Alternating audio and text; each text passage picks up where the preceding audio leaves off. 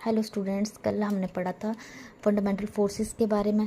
हमारा fundamental forces का topic ख़त्म हो गया। आज हम पढ़ेंगे यूनिट्स के बारे में। ठीक है, यूनिट्स क्या होते हैं? यूनिट, किसी भी चीज़ को मेज़र करने के लिए हमें यूनिट्स का यूज़ करना पड़ता है।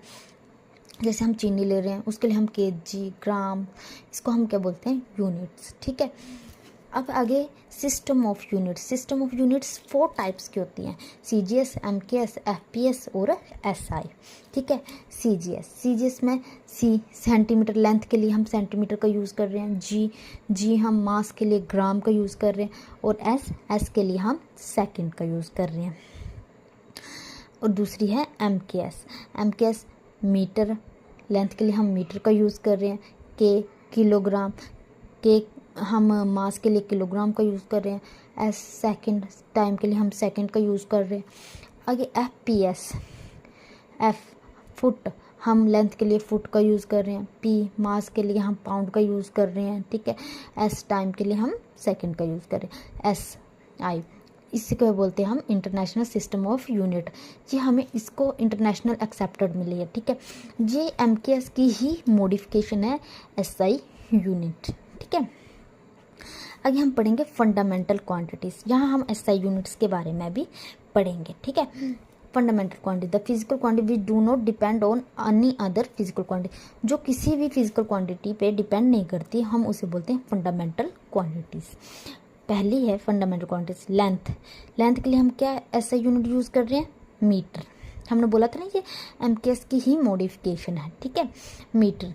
और सिंबल क्या है इसका? M। ठीक है, मास के लिए किलोग्राम, टेम्परेचर के लिए केल्विन, इलेक्ट्रिक करंट के लिए एम्पियर, लुमिनस इंटेंसिटी के लिए कैंडेला, टाइम के लिए सेकंड और अमाउंट ऑफ सब्सटेंस के लिए मोल। ठीक है, CGS में हम टेम्परेचर के लिए सेल्सियस का यूज़ करते हैं। ठीक है, और इसमें हम टेम्परेचर के लिए केल्विन का यूज़ करते हैं।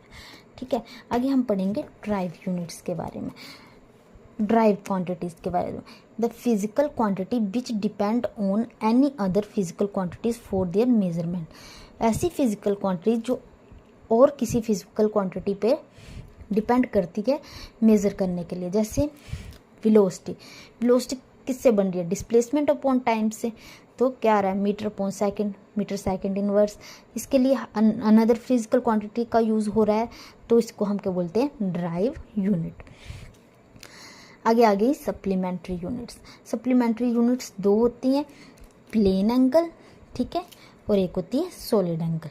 Plane angle, it is the ratio of arc length to the radius. जैसे कि ये हमने एंगल बनाया, ठीक है, इसकी जो आर्क है, इसकी रेशो